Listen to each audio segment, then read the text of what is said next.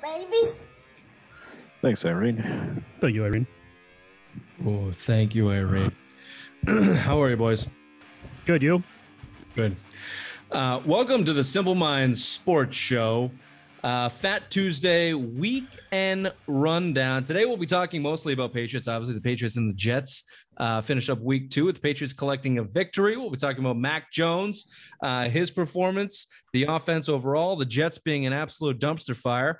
In addition, Dickey's path to the Red Sox is still on, boys. It's still on strong and hard, just like us with Irene Bill. But first, I'd like to get your first overall takes of the weekend. Ray, let's start with you. Your take heading into Fat Tuesday, please. Bill Belichick needs to bring a large duffel bag full of cash to Dante Scarnecchia's house because this O-line sucks. We spent $250 million in the offseason, and the cracks are showing, boys. Yeah, I can't disagree with that. The offensive line was atrocious. A sieve on Sunday, especially on that right side. That's a problem without Trent Brown. We'll get to that. Bill, your opening take on the weekend. Mac Jones thrown into the end zone. You know, red zone offense, you're 2 and 7 in the first 2 games and scoring red zone touchdowns. Take the training wheels off. Let's this kid throw into the end zone. He hasn't thrown in the end zone 1 pass in 2 games. You're not going to beat good teams like that. You had 4 interceptions and won 25-6, which that game should have been a lot different and a lot higher scoring by Mac. You can't keep settling for Nick Folk field goals. Yeah, the fact that they haven't thrown into the end zone in 2 weeks, like, mind-blowing. That's a baffling. It's stat. Frustrating, especially this is Cam Newton shit. Like, what are we doing here? Do not say that to me, Bill. Because I was just about to say, as good as Mac Jones has looked, the fact that they haven't thrown in the end zone, it's crazy. So we definitely want to touch on that. And of course, again, Dickey's path to the playoffs is golden and it is long and it is true. So stay tuned into the program here. We'll be touching on that in the end. But again, welcome to the Simple Minds Sports Show. If you're listening on YouTube, please subscribe, rate, review. If you're listening on the podcast, whether it be iTunes, Spotify, wherever you get your podcast, follow us, send us a review. Tell your friends. Welcome to the Simple Minds Sports Show.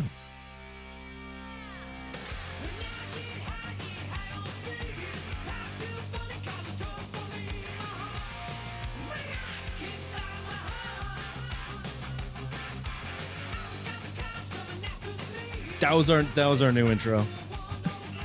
I liked it. It worked well. When we get hot off the presses, want to get it right off our chest, because I do feel like at times, you know, we are all friends. We talk a few times a week now in our lives here over the Zoom machine, and there are a lot of personal things that we like to get off our chest, which is important. But the sports takes, they take up a lot of our bandwidth. That's why we have this show, and I think getting that out. It's like Bill, when, as a young man would enter a bathroom and maybe give himself an old fashioned before the lady of the night, so he wouldn't feel embarrassed with an early. You always got to jack up before the whore comes on. Thank you. That's what you got to get your money. Why are you tiptoeing around that? You got to get your money. If you pay for an hour, you don't want to nut in 2 minutes. You have 58 minutes. What the fuck are you gonna do? Talk about the economy. Let it go. Get your money's worth. Apologies. Yeah. So our new intro is Bill's Lady of the Night method. So just so we get it all off the chest. Yeah. That feel good with everybody? Feels great. Excellent. You know what also feels good? White Birch Brewing. They're still around. White Birch Brewing down in Nashville, New Hampshire. Address, please. 460 Amherst. Oh, fuck. Is that a beer? Yeah. I noticed that earlier. You broke it, you fat fuck. You broke down, you fat bastard. I was at soccer practice today watching Raymond, and I just looked down at my gut and I'm like, I need a beer. Good for you. You picked the worst beer, one. Yeah, look. Bill. God. That's a vagina if you've never seen one. No, it's 2 fingers together. That looks like a hole. Ray can't do it because his dumb fucking fingers can't bend that way. Amazing. Another example of the bottom of the totem pole of dumb. Look, this is why we don't start. Ooh, shart. That's a Freudian slip. This is why we don't start the show like this anymore, because no one knows what the fuck we're talking about. But what I'm trying to talk about is White Birch Brewing in Nashville, New Hampshire. Ray, address, please, one more time. 460 Amherst Street. The good side of Amherst Street. Get down there, get yourself a flight, get yourself a pint, get the newest and the boldest brews in New Hampshire. White Birch Brewing. If you can't get it at the brewery, get it at your local beer store. Wherever you get it, tell them the Simple Minds boys sent you. White Birch Brewing. Look, obviously we're going to start off past 25-6 win over the Jets, the 11th in a row by the Patriots over the New York Jets. And that's nothing to tip your cap at. That's like saying you got a better spelling. Fucking Jets. That's like saying you went to the spelling bee and beat someone in 210 room. Like you can't hang your hat on that shit. Right. What are the odds of you versus 210 in the spelling bee? Ooh, 50-50. Oh no. I'm a terrible speller, so I'll give you better odds than me. But let me say this about the just Rich koozies too. The CBS. God damn it! Shut up. The CBS broadcast of this game, trying to pin. Now it was Zach Wilson versus Mac Jones as two rookie quarterbacks, which is intriguing, sure. But them labeling it in a rivalry of the ages or a rivalry. This isn't a rivalry, folks. This is not a rivalry, kids. It's like they call the Steelers and the Patriots a rivalry, and that's not even a rivalry. This is the Jets belong. They should be relegated. They should be fucking relegated from the league. No rivalry. It's both New York bullshit. teams. Both New York teams should be Baltimore relegated. and New England's like a legit rivalry. Thank you, Bill. And that's where I want Kansas City. Kansas City. New England. Don't not so much. Thank you, Ray. Thank you, Ray. Let's not give them the ammunition. The dynasty Chiefs. Let's not give them the ammunition. Nice win, by the way, on the on Sunday night. Oh, yeah, lost. Interesting. This is where I want to start. Not with the Chiefs, not with the Ravens, with the Jets and how fucking bad they are. Specifically, Zach Wilson. Bill, your boy, Zach Wilson, Trust Fund baby, Jet Blue baby. 4 picks. 4 of the worst picks I've seen in my life. The last one was the worst one. The third one was. The third was that the one McCourty? Yeah, it was. He was just like throwing. Whatever one the McCourty one was the worst one. Into the nickel, 2nd and 28. They need the 48 of the Patriots. Good time and downfield and intercepted. Picked off by Devin McCourty. 4th interception thrown by the rookie quarterback. He got a block by Duggar, and he takes it inside the Jet 35. There were 2 receivers in the area, but 4 defenders in the area. They're all bad. Can we go through them? Let me just lay them out for you one by one and get your reaction. The first one, this was the tip by J.C. Jackson, bounced around. J.C. Jackson got the ball. Nice play by J.C. Jackson coming back and getting the tip, but bad decision by Zach Wilson throwing that ball. Triple coverage. Who throws a back shoulder in the middle of the field? That Jets quarterbacks. That's bad. Carson Wentz. Carson Wentz. Jets quarterback. Bad decision. Bad throw. Nice bounce for the Pats. Okay. Pick number 1. Carries and 45 yards to be exact. 2nd down 2. Watch both ways. Here comes Wilson. Deflected. It's reeled in and intercepted on the play by let's see. Caught on the play by J.C. Jackson, who makes another interception. Watch the delayed blitz here by the middle linebacker, or who's lined up as middle linebacker. He tries to step into it, throwing it to the back shoulder. J.C. Jackson, this was going to be a matchup that we wanted to keep an eye on all day. J.C. Jackson, we feel, is going to follow Corey Davis everywhere he goes on the field when they're in man-to-man coverage. Pick number 2, through the hands of Corey Davis. Whoever, look at that play. Wilson is rolling out to his right. He's got his check down running back wide open. It's 1st and 10. He's rolling out to his right. His running back's wide open for probably a 7-6 yard gain on 1st down. Easy money. He guns it to Corey Davis, went through his hands, but the ball was high. Bad throw, bad decision, picked off. Carolina, here's a 1st and 10. Wilson. Intercepted, picked off by Adrian Phillips. He almost had one in the previous series. This goes through the hands of a leaping Corey Davis. 2 possessions, 2 Jet turnovers. And this is just a matter of This is just a matter of Wilson trying to be too aggressive.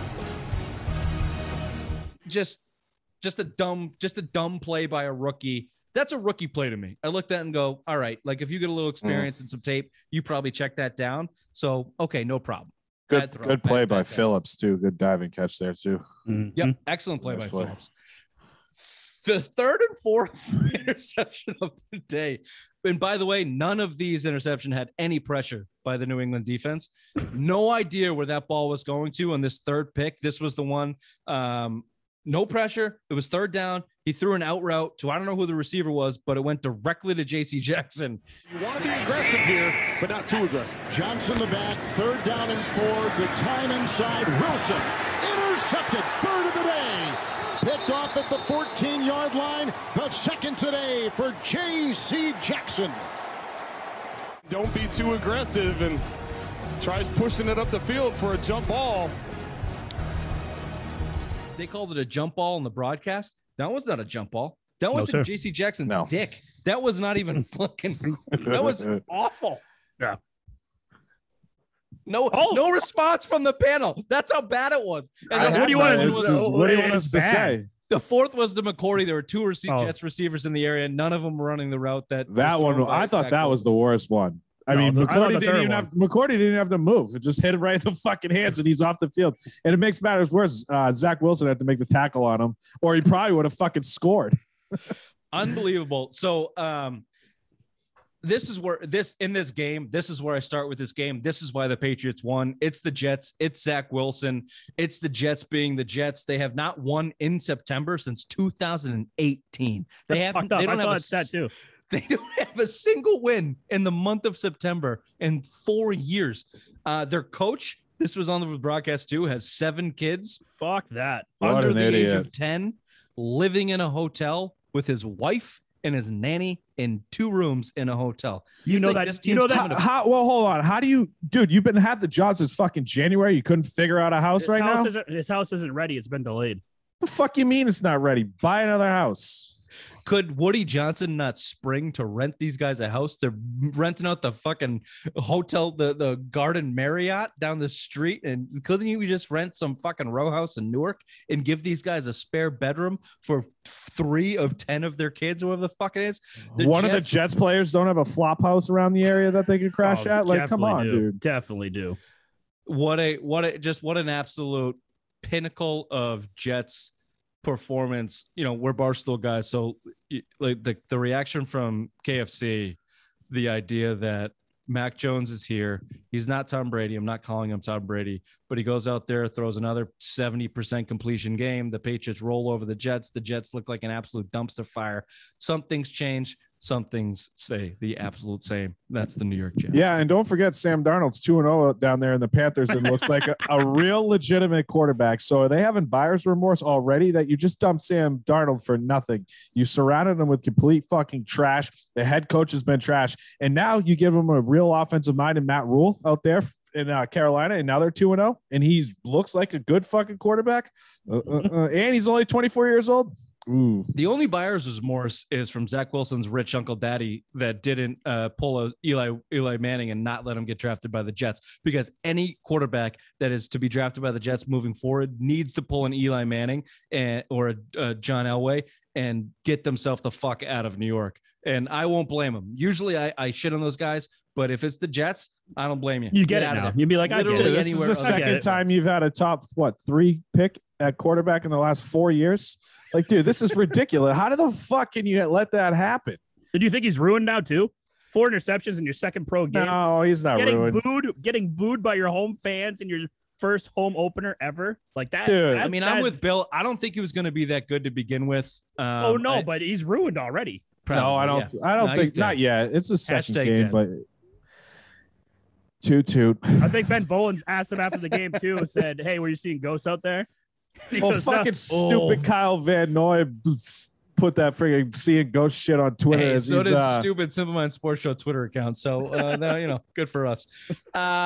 Let's move past the Jets. Let's talk about the Patriots offense, which I think is the biggest takeaway from a Patriots standpoint. And I don't know. Look, they won 25-6. They had 4 picks.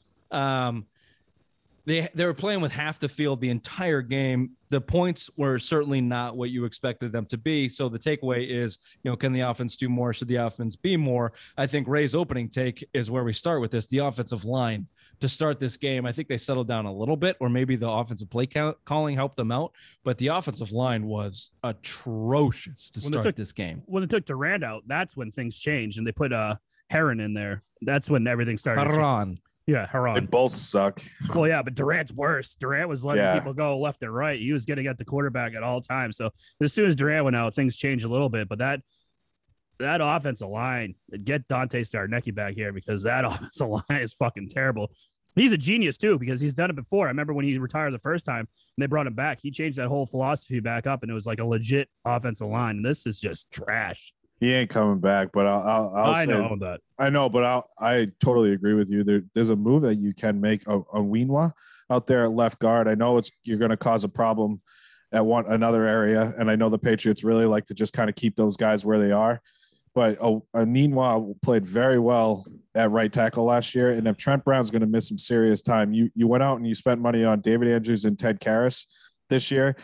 Karras is one of those guys that can play center and guard. I don't understand why you're not going with Karras at left guard and trying to move Weenwa out and let him go right guard. I think, or right tackle, I should say, because Trent Brown's not going to be healthy all year. He's battled this calf injury dating back for his first year with the Raiders. He missed 8 games last year with a calf injury. Now you played 7 plays and you're already out. So basically you miss another 2 games now. I mean, you got to think long-term options, and Durant's not the guy. He was terrible, and Haran is, you can see why he's a backup. At least Weenwa looked like a competent starting right tackle last year, and that's probably what you're going to need, because you can't let Mac Jones keep getting hit, and eventually the hurries and the rushes are going to force him to make some pretty bad decisions, and that's going to cost you some games. Additionally, you're not going to open the run game up if you get this trash that you have. I mean, you saw it yesterday, 3.9 yards a carry for Damian Harris. He had one big run, the 26-yard touchdown. That was it. They pretty much bottled him up for the rest of the game on 16 carries. So you're seeing the trickle-down effect right there. Also, Isaiah Wynn looked terrible yesterday. False starts, holding calls. As your left tackle, that's not a good look for you when you're making all these mental mistakes like that. So, yeah, your tackles are a mess right now. And look, Trent Brown, to your point, Bill, Trent Brown might be an injury concern all season long. If they're relying on him, I think that's a mistake. I love your idea of Weenwa on the right tackle spot, because you need. Thank you, Rich. You're welcome. You need to stop rushes from the edge. That you're getting fucking destroyed there. But what's interesting, if you look at the runs from the Patriots and their big runs, they've mainly come through the center position on the right side. Shaq Mason, David Andrews. The runs on the left side, Isaiah Wynn has 2, if not 3, gigantic holding calls on some off-tackle runs on the left side. He's not a great run blocker, I don't think. And they like to pull from that left guard position and run to the right. So that's why they had Trent Brown in that right tackle as a fucking pave grader to move there. They're to your point, Bill, they're going to have to make some moves. They're going to have to shuffle some things around. Ted Karras is as steady as a backup can be in the NFL. I'm with you on that one. You can't have a turnstile at right tackle for the rest of the year, because you're going to get this little baby boy, Mac Jones, fucking smoked and killed in 3 sacks yesterday on Sunday. Hit numerous times in the first 2 weeks. He can't withstand that. And to your opening take, Bill, beautiful segue, Rich, that's probably what's leading to a lot of the play calls by Josh McDaniels. And inevitably, when you get to the red zone, what's leading to them not throwing to the end zone, because this kid doesn't have the time to throw. Now, that it may be mixed. It probably is, because we're in real life. You probably had a couple chances to throw into the end zone. But if you're McDaniels and you look at this offensive line and you're inside the 20, you got 3 points guaranteed with fucking money back Nick Folk back there, are you going to risk a five-step drop to throw a 17-yard pass into the end zone with Aguilar when you got, an absolute bag of shit in right tackle? Probably not, right? You're going to keep it close. So I don't know. A little bit of Richie rambles there, Bill, but to your point with Mac Jones not throwing in the end zone, a lot of it has to do with the O-line, no?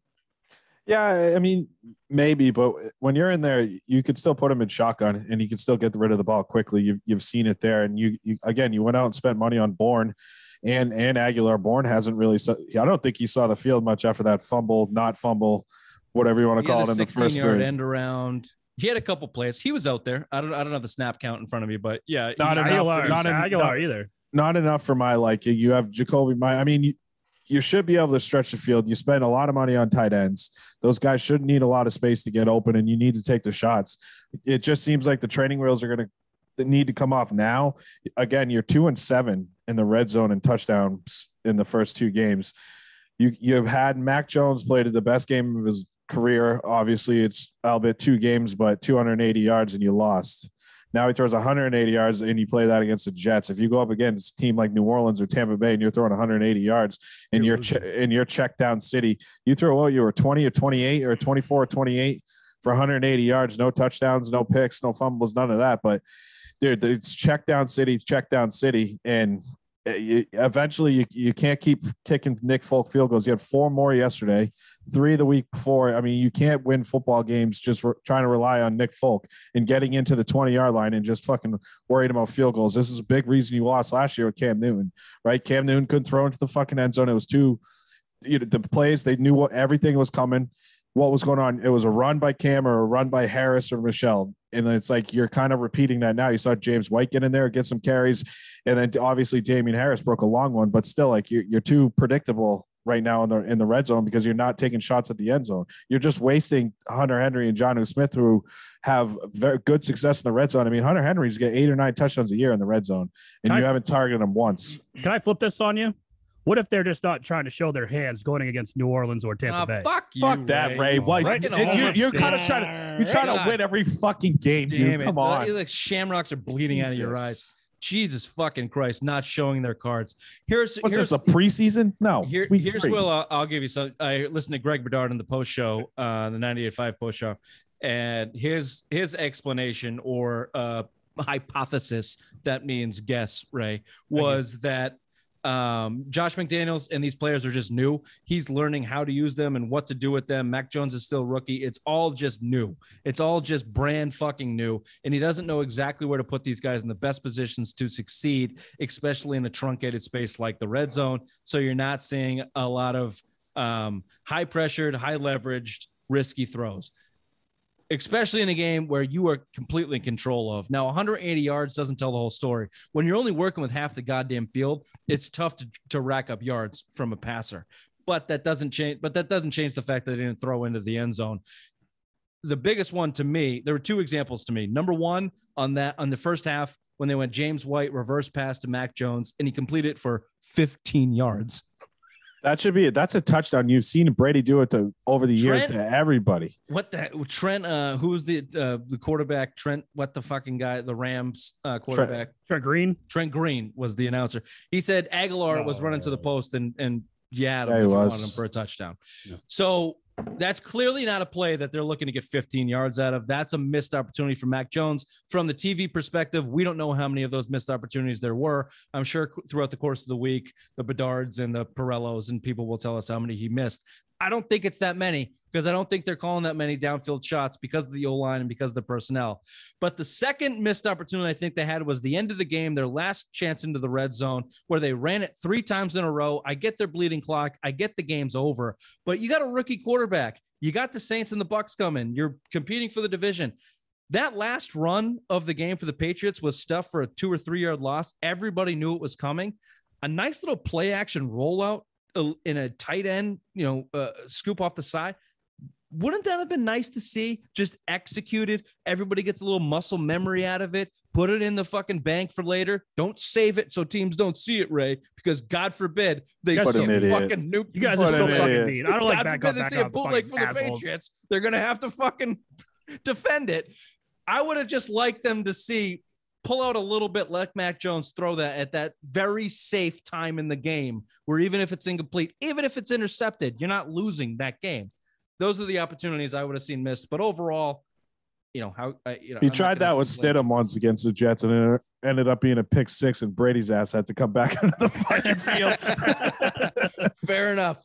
The play calling did get a little bit frustrating throughout the game. I think we can admit that. A lot of shit at the line of scrimmage, a lot of predictable shit. 3 of 12 on third down. Not what we're looking to see. A couple nice screen passes. They had a 26-yarder to James White early in the game, but a couple of those, I mean, you could see it coming in on the TV broadcast. And James White got blown up a couple times, avoided injury. Right at the line, they lost a couple yards too. His best throw was that one down the sidelines to Jacoby Myers, placed it perfectly, went up and grabbed. That was a 25, 26 yarder. It wasn't that long, but it was a perfectly thrown ball. That's the second week in a row you kind of seen him throw one like that.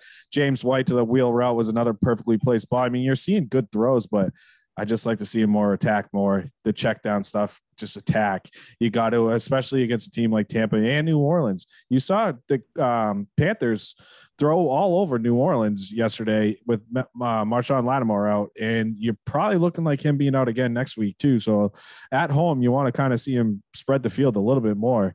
You're relying a lot on the run, and if your O-line's not doing great, I mean, you're too predictable with the James White factor. You got blown up multiple times, at least 3 or 4 times behind the line of scrimmage on screen plays. They sniffed out a couple of them. And again, you got to start attacking these wide receivers down the field. James White had 45 yards receiving and led the team. You can't really have that, and I get you only throw 180 yards, but 45 yards out of your leading receiver is not something. Again, that's Cam Newton-esque from last year, and I don't want to. I hate trying to compare it, but I'm just saying that's why you got a quarterback with an arm. You got a guy that can read the field, and I don't know if he's scared to throw it or if he's just taking the easiest thing to do and just check it down and move the change. But teams are cracking down on the red zone. Throw the ball, throw it deep. 20 yards, 30 yards. 75% of his throws are under 10 yards? I mean, come on. Okay. All right. So let's couch this with rookie quarterback, new offensive personnel, and a shitty opponent in the Jets that you had control of. And let's not go overboard. And let's also mention that we saw one Rob Gronkowski seam route with Hunter Henry wide open. That I'll steal another take from. It was either Joe Murray or Ted Johnson said, there may be a reason you're not seeing Hunter Henry a lot in this game is because their offensive line sucks. And you have to keep in some, if not max, then close to max personnel with these tight ends, and they're chipping and just kind of fading out and not really running routes. We got one of those seam routes from Hunter Henry last Sunday that I expect to see a lot more. It's gorgeous too. It was beautiful. 25 yards. Beautiful. He also had another nice deep drag route, I think, for 12 or 15 yards. That's exactly what you expect out of Hunter Henry. It's exactly what we expected of this offense. Can you not feature these fucking tight ends? To your point, Bill, if you're going to throw it down the field, let's attack the middle of the zone like you've done for 20 years with your 2 high-end tight ends and get them the ball. So, but should we give the defense of the Jets a little bit of credit? I don't know how good they are. I don't know a lot of the names. Quinnen Williams is a big one that I know on the Jets. He had a good game too. Good game. That front seven looked angry, pissed, mean, violent. They played strong the whole game. They played with an edge. I give credit to the Jets front seven. And that helps the case that the Patriots offensive line and running game sucked, because I think the Jets front seven is good and played good in this game. And let's not forget, Robert Saleh has a really good reputation as a defensive coordinator in this league from the 49ers. So your take on the Jets defense yesterday? I think Robert Saleh also watched the Dolphins game from the week before and saw that they were blitzing nonstop against this Patriots offensive line, and it was working. So I think that's what they did. And like you said, they're actually a good front seven, so it actually worked and got pressure to the quarterback. Stopped the run because we couldn't run really. Bill said we got 3.6 yards per carry with Damian Harris. So, nothing to write home about for the Patriots offense yesterday. And the defensive on the Jets got at it, and it showed. What about the run game, Bill, from the Patriots? 3.9 per carry. Like you said, Damian Harris had the play of the week in the NFL, in my opinion. I talked to him a week ago when it was McCourty against McCourty, but you have a lot of respect for his career. Oh, great block right there, and look at the broken tackles. Damian Harris bulldozing his way. Myers digging, turning. That is a touchdown. You might never see this season a better hard-earned run. Wow. Just a run to the left and a missed tackle in the backfield. Excellent job of body on body. Another missed tackle upfield. And then this is just effort. This is Damian Harris. It's 4 defenders. And 7 missed tackles unofficially. 7 missed jet tackles. Beast mode carrying 7, 8, 9 tacklers. Got a little help from my boy Mac Jones at the end there. He'll shove into the end zone. But overall, your team was 16. I'm sorry, this was Damian Harris. Overall, your team had 23 total carries for 3.69 yards, which was basically just Damian Harris. Nice. And James White. James White had a nice game. 5 carries for 20 yards, 1 touchdown featured in that drive specifically. Nice. Thank you. 6 catches for 45 yards, like you said, leading the team in that. Not what you want to see. J.J. Taylor was in there, had only 2 touches. So 23 carries for 2 backs, 3.69 yards. Nice. I don't know. That's not including the Bourne 16-yard end around, which again, Mac Jones laid his nuts on the line and basically he turtled. made that play happen. He turtled. He didn't lay his life on the line. He turtled. That's all I wanted. That's all I wanted him to do. Roll up on without that block. That play ends on the line of scrimmage. Was that like the most funniest, that defensive lineman just falling over? It's like, how the fuck you fall over, man? You could have just hurdled over him. You turtled. That's all. It was a perfect. That play was absolutely about that defensive player, not Mac Jones. Mac Jones just fell down on the fucking ground, and that guy was like in an old comedy skit when they put a fucking banana peel on the ground. Like, woo, woo, woo, woo, woo. All he had to do was press the Y button, hurdle over him. He was fine. He didn't do that. Just fucking sidestep him, dude. Yeah. Like the guys, it was in slow motion. There. He's laying. I did laugh out loud when I saw that. But more to the point, the running game, not stellar. Need for concern, Jets defense, Patriots offensive line, or just a one-game situational playing with half the field. Not a lot of hold to worry about. Did you see anything good, anything that stood out, or just a blasé? I mean, I just think Damian Harris's big touchdown run, that's about the only thing that stood out. Again, under 4 yards of carry. You only had 23 carries. You had Team Ramrod there sitting on the bench for his fumble last week. Didn't really try for the football. Irvin Friars or Fears, whatever, called him out after the game, saying make sure you hand the ball to the ref, obviously, because he thought he was down and it would cost him a fumble. So, I mean, you have some depth questions. Speaking of that, sorry to interrupt you, but let's speak on that really quickly. Ramondre Stevenson was benched for that fumble, and then he was put on inactive this week. A lot of people are making a big deal of this as the kid losing confidence, blah, blah, blah. He's not doing the right things off the field. If you go back and listen to the remarks from the coaching staff in the game, at halftime and after the game, it wasn't the fact that he fumbled. It was the fact that he didn't go for the ball. He Cam Newton. That was it. He Cam Newton did. Yeah, he thought he was down and he let the ball sit there and it cost him a turnover on a drive that you were on a possession you were driving down the field. And that probably cost you points. If you're not okay with sitting a rookie for not going after a fumble, because he didn't think it was a fumble, for benching him the next game, Chris Gasper, you soft nerd pussy. Like, if you're not okay with that, sending that message, he looks like an alien. What are you doing? What are we doing? Like, okay, this isn't old school Bill Belichick football anymore. We're not doing Oklahoma drills and practice, but you don't bench a rookie for fumbling and not going after the ball. What are we doing? What's the point of having coaches then? Yeah, I mean, if he learn a lesson, and if he's not doing all the things off the field, now you make me want to say Irving Fryer, and it's not Irvin Fears, right? Fears. I know it's the running back coach for the Patriots for 30 years. Ivan Fears. Damn it, Bill.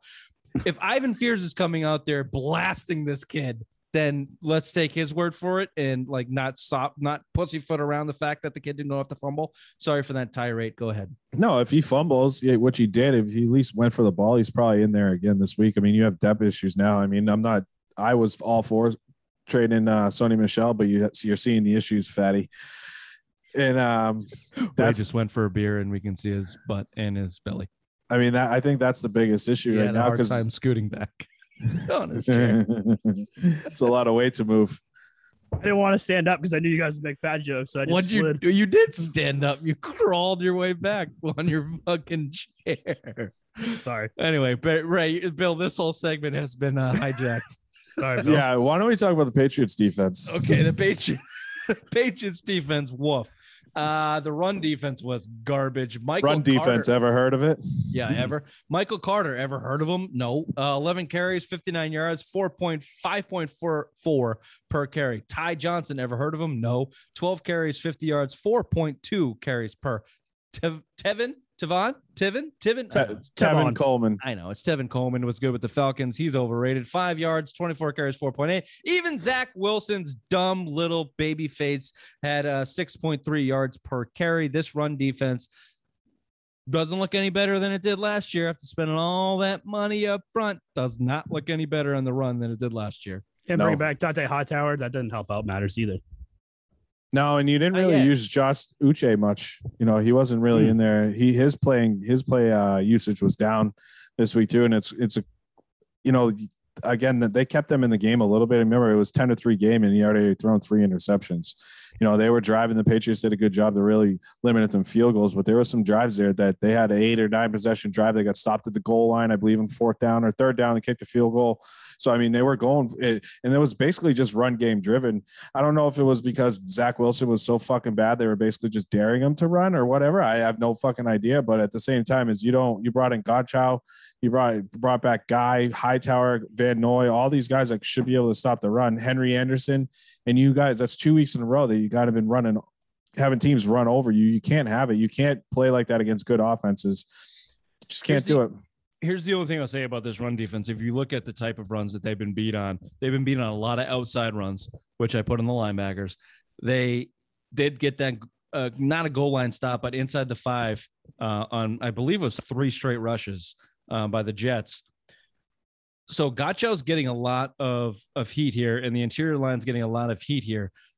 And I'm no all 22 expert, but just from memory and watching the game, I know that they're not stellar up front, but they're worse on the edge. I know that for a fact. They're getting beat a lot more on the edge than they are up front. I don't think they're getting tacked for 5 yards a carry, right up the gut. I think those guys are holding their own a little bit. So whatever what is that Hightower? Is that Uche? Is that why he's not playing? Because he's not carrying, he's not holding his edge. Same thing with Winovich. Winovich is the same way. Something to keep an eye on. The run defense certainly is going to have to shape up with Alvin Kamara coming to town. That's a fact. Let's move through the rest of this pretty quickly here. J.C. Jackson didn't play in the second half. Did he get hurt? Asked after the game, he said, "I don't want to talk about it." Weird. No reporting basically since then that I've seen. After 2 picks in the first half, did not play in the second. Is that a contract thing? It's like, needless to say, though, say what you want about a cover guy, Ray. The kid's a fucking ball hawk. The guy has more interceptions. He's got to be the leading interception. He's got to be the leading the league in interceptions leader over the past 2 or 3 years in the NFL, or close to it. Yeah, Xavier Howard had 10 or 11 last year, and Jackson had 9. I don't know if he got it to double digits, but yeah, he's a ball hawk, but he still makes those mistakes. That's why he's not number 1. He does go for the ball, but sometimes it backfires on him and he gets blown up for those big plays. Shut down Corey Davis this week. Say what you want. I think Corey Davis has beat up the Patriots a lot of good games against the Patriots. And let's see what happens week 4 when you got to go against Chris Godwin and fucking everyone's gonna get beat week 4. It looks like Brady looks like fucking God right now. Tune in on Wednesday for a little Brady talk if you're into that. That's fucking prick. Oh God damn it. My dick doesn't know whether to get hard or to stay soft. Go inside. It's indifferent. 8th grade NR. Just stay soft, baby. Okay, here it is. 6 more penalties for 54 yards. Nothing too drastic. The Isaiah Wynn penalties is something to keep an eye on. He's got to shape up. And let's mention it. Nick Folk beat Gostowski's record, Patriots record, 32 straight field goals, tacked on a 33 for good measure. He's come a long way since holding hands in Philadelphia. Dear God, make me a bird. I was just telling someone that on Sunday, and I was like, yeah, we were holding hands in Philadelphia. And now he 33 straight. It makes you wonder. And a 50 plus. But he missed an extra point yesterday. Yeah, I'm fine with that. It's not on the ledger. It didn't cost him a game, but it makes you wonder why they brought in Titties McGee there, who's now on IR, and Nordine. So it's like, why do you bother having him on the roster when Nick Folk's been pretty good? Go ahead, Richard. Yep. Because Nick Folk came in carrying around a spare tire that would make Ray jealous in the fucking Miller Lights that guy was crushing in the offseason, and had a hammies. God forbid he eats healthy, you son of a. It has a drumstick. That's why Quinn Nordine got the nod there, because he came in like a fat camel. And he couldn't lift his leg. I figured I'd throw this in as a new thing for Fat Tuesday after Patriots games. During the game, I tapped some things down on my iPhone notes. All I did here was cut and paste into the email. So We could get some good things. We could get some bad things. I'll rattle off if you hear anything. How many beers deep were you in when you started doing these notes? No comment. Pats versus Jets, week 2. First, this is first quarter, obviously, but I just said first. Kendrick Bourne fumble, not a formal normal. That's what I wrote. That was a fumble. They got lucky. Roughing the passer call, don't remember it. O-line bad. Durant blown up. Win, beat. INT Jackson, terrible throw, worst decision. Jonnu drop. Field goal, Folk. I do remember the drop. Jonnu should have caught that. They were making a big deal about that, how he was throwing off his back foot and it was like a lob. I'm like, he fucking got his hands on it. He should have. That was a bad throw, but he hit him right in the hands. He still should have made that catch. INT Adrian Phillips, bad decision. Wilson 0 for 2, 2 picks. James White, that's the 28-yard screen. Touchdown by James White in that run to the defense of the run offense for the Patriots. James White, that drive, he looked like an excellent running back of the football. And that little touchdown skirted in untouched. Special teams, the first kick of special teams went out of bounds. The second one had a 38-yard return. How much money is invested into Bill Belichick's special teams where you're going to see this type of shit from the New York Jets? Had that question. Yeah, that was that bad. Bailey out of bounds. Come on. And then that was back-to-back kicks. Back-to-back kicks? Back-to-back kicks. Ugly. Second quarter. 27-yard throw from Wilson. He had a couple of these, by the way, a lot on fourth down towards the end of that same exact fucking play, kind of beating, I don't know if it was zone or press man with some safety coverage. Wilson beat him over on that left side of the field. Field goal after the goal line stand we talked about. Wilson's third pick by JC. Awful throw, quote unquote, jump ball. No. Right tackle Durant benched. Around in. 2-minute deal. Pretty sure I meant to say drill. Third quarter, another Zach Wilson interception thrown directly to McCourty. This was the Damian Harris beast mode came right after this. And then there was that string of penalties by Hockey League. Do you remember this? Where it was like 6 plays in a row. It was a goddamn flag on. The Jets had like 3 in a row. I think at one point it was like 2nd and 27 or some shit like that. But how polite was he yesterday? He was good. He was very good yesterday. Very well polite. Kept us well informed. Thank you. Thank you very much, guys. Amendola, the soccer player, missed the field goal. After that, the next sorry, Ray. The next drive for the Patriots, Hunter caught the seam route. Mack also had the block on the end around. And fourth quarter, Nick Folk. Bentley. We didn't talk about Bentley. Bentley was in the backfield a lot. Good game for you had a good game. Yeah, you didn't hear much of Judon either. No, we didn't. It was nice to see at least Bentley, who I thought was going to get cut going into the season when they signed Miller. But yeah, high on him. They've been high on him for years. Jonathan Jones had a nice breakup in the fourth quarter there on fourth down. That handoff that Mac Jones got off that was blown up, that basically was fumbled in Damian Harris's hands. I don't know if you guys remember that play. I thought Mac Jones threw it to Damian Harris, but no, it was just lucky. Yeah. Oh, when he got murdered too. Yeah, it was supposed to be a handoff, and he was in the backfield in like split second. Yeah, and he fumbled basically into Damian Harris. I got a first down on it. That was Nick Foles 3 in a row. And then the Uche, we talked about Uche real quick. He got 2 sacks at the end of the game and looks like a fucking beast. I don't know why he's not playing. Maybe he can't play against the run. Maybe Bill's trying to send a message. Enough. I'll go with Chris Gasper on this. Enough sending a message for guys that can actually play, like Uche. Let that kid play. Every time he's in there, he looks like an absolute stud getting to the quarterback. So I'll end on that for the Patriots. Final thoughts, anybody? Go Patriots. There you go. Solid win. Ugly win. Ugly win. You can't so do that. Win's a win. Yeah, win's a win, but Mac Jones pumped the brakes a little bit. I didn't think he was that good. I know we had went back. Was the prettiest wins. Yeah, we had texted back after the game. I didn't think he was great, but good solid first win for him. It was a quintessential don't lose us the game win for Mac Jones, in my opinion. And if we said give me 16 of those going into the year, we would say yeah. And I think after the first week, we expect more of them now, and we should. But they got the win, and that's what counts. All right, boys. They got the Saints next week. Obviously, Jameis Winston coming into town did not look as good against the Carolina Panthers. 115 yards. Not great. But Alvin Kamara is one of the best running backs in the league, and your run defense is skeptical. So we'll talk more about that on Friday.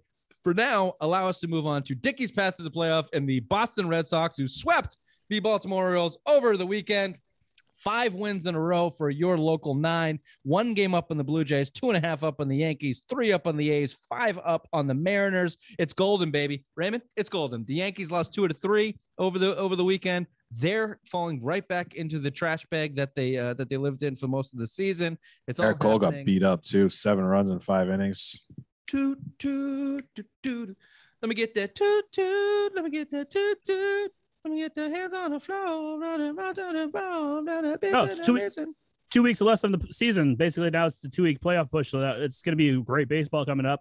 If the Yankees fall on their face, which it looks like is going to happen, and it's going to be the Red Sox and Blue Jays, this is going to be great for all of us because I think they can take it from the Blue Jays. I think you get Chris Sale 1 game against the Blue Jays, he can pull it out, and then it's playoff time, baby, and anything happened in that playoff. So Dickey's path is on track. Yankees up 4-0 on Texas. Oh, Not fuck gonna you, matter. The series this weekend should hopefully end. The Yankees should be Toronto, and the Red Sox. You got to just hold them off. Make sure you get that home playoff game. That's all. That's what you need. You know, I'm scared of Toronto. I'd rather play the Yankees, but the way Toronto's playing, it looks like they should get it. Let me add this to the Red Sox over the weekend. Alex Cora was asked about Schwarber not playing in the last game, and 2-2 to you, Bill, who I think had Schwarber out of your ideal lineup for the Red Sox as a pinch hitter. He was with the Orioles, and Alex Cora said this, quote, "This is more about Bobby Dahlbeck than anything else. Bobby has to play against every lefty. 12 home runs, 36 RBIs in his last 33 games.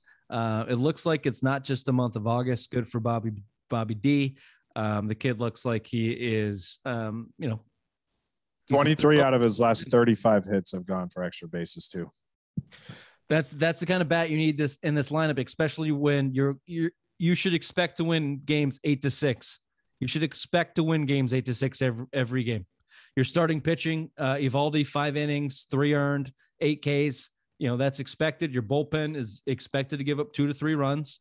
And then hopefully your back end can close it out if you can regain. Garrett Richards with the save, by the way. They didn't even go to Ottavino or Matt Barnes 2-2 at all. 2-2. Go ahead, Raymond. No, I said it. That Garrett Richards, he brought his jacket to the bullpen. He's playing well out there. Just keep him out there. $10 million to play a couple innings. Fucking do it. I like him in the bullpen are role. Full of sticky icky. Send him out there, baby. I'm all for it. I'm good with Garrett Richards. His jacket full of sticky. If he's the guy, and you know what? To give him credit, because we should give him credit, he's been excellent in the bullpen. He has. He's been absolutely excellent in the bullpen. Maybe it's his calling for the second half of his career here. He's not even making a big deal. He's not even making a big deal being in the bullpen. The ballpen. The bullpen. Sorry. The ballpen. Sorry. This has been the first time drinking in a while. Sorry, boys. Sorry. Hopefully it's a good calling sign for the Sox moving forward here. Can I just give you a quick MLB snapshot of where we are? Because sure. I don't think a lot of people actually pay attention to baseball anymore, especially not the NL. So let me just allow you quickly to show you where we're at, and then a couple quick questions for Bill, and then we got to close it up here. So here's your MLB outlook. We know what the AL East looks like, so we don't have to go over that. But let's start over in the NL. The NL East, close to heart here. The Braves, your Braves, Bill, 77-70, big comeback through this season. They are leading that division. The Phillies are 2 back. The Mets are 5.5 back. NL Central, Brewers, 91-58. Where'd that come from?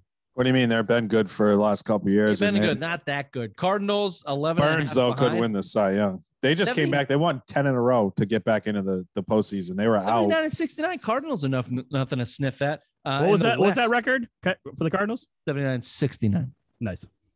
NL West, Giants, 97-53. That came out of nowhere. Dodgers, 1 behind them. Padres, 20.5 games out of first base. I have a question for you, but hold on for that. Let's move to the AL. Astros are up in the West, 88 wins, 61 losses. They're up 6 on the A's, 8 in the Mariners. We've been watching that race. The Central, White Sox. Bill, you and me, White Sox, pick for the World Series this year. 85 and 64. They look on track. Indians 11 behind them. They got it sewn up. What in the world happened to the goddamn Padres and their $500 million spent on the infield? How are they 20 games out of first place?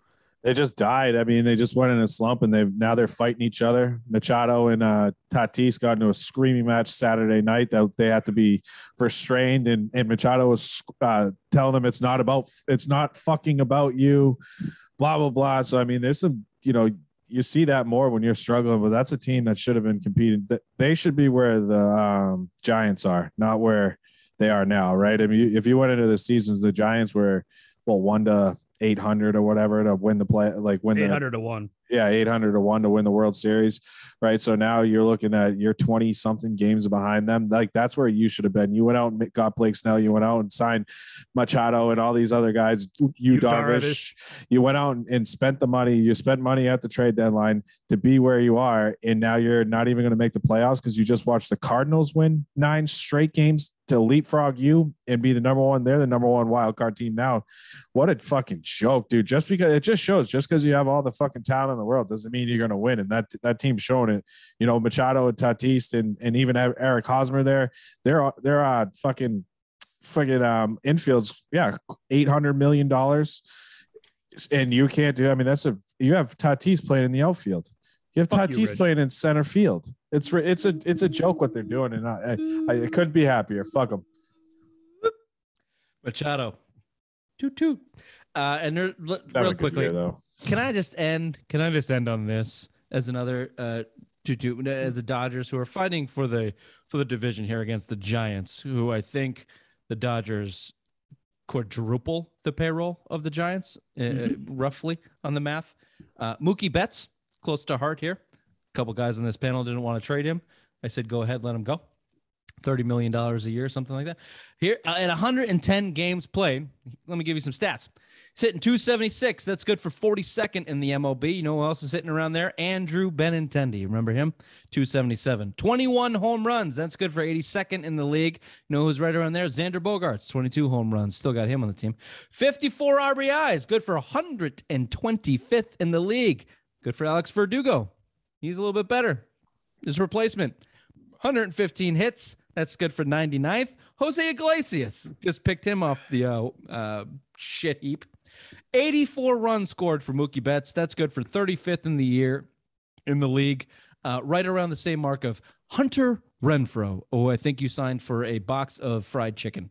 76 strikeouts. And again, $30 million salary guaranteed for 12 years, including a $65 million signing bonus. Quick, easy question. Yes or no? Is Mookie Betts worth it? No. Yeah, they won a World Series last year, so yes.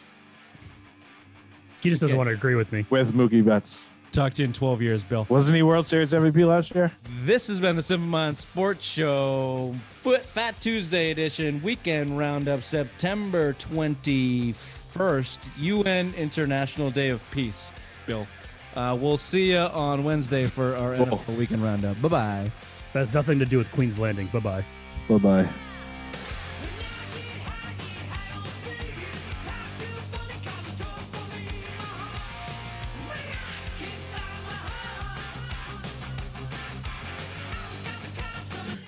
Queen's Landing is not in the UN. He is not recognized in the Geneva Convention.